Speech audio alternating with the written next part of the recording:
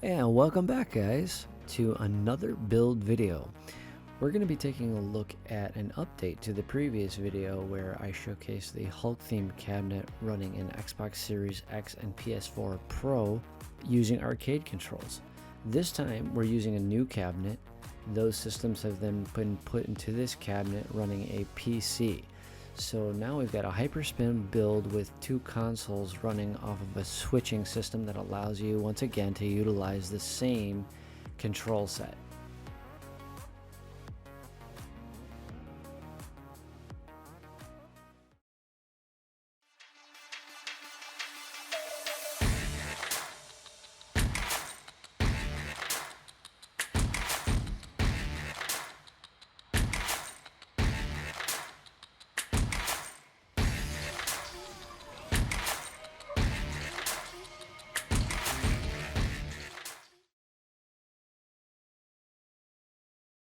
Alright, so the first question is, of course, why do you want to do this?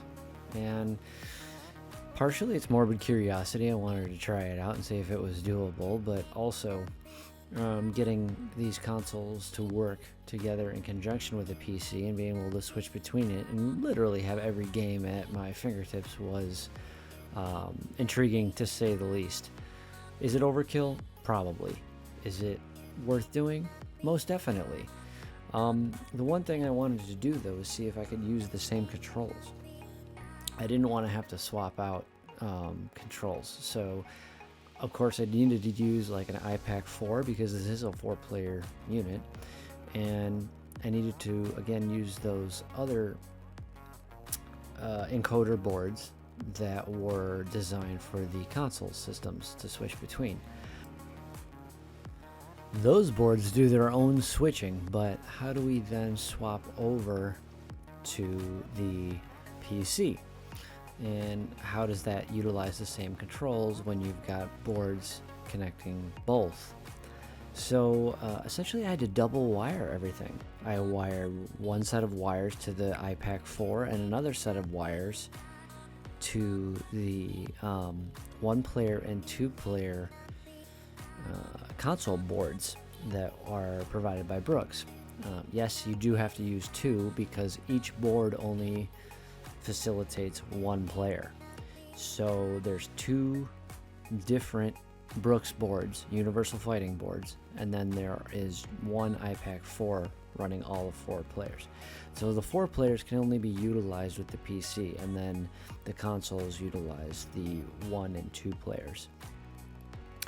And in doing that, it was a huge pain in the butt, and I really enjoyed, the challenge, but I had to rewire everything twice, and if you misplace one ground, you're screwed. So it's not for the faint of heart. There's a lot to do, and as you can see, the wiring is a mess. It is definitely one of the hardest things I've ever had to do, but the payoff was pretty cool when it's finished.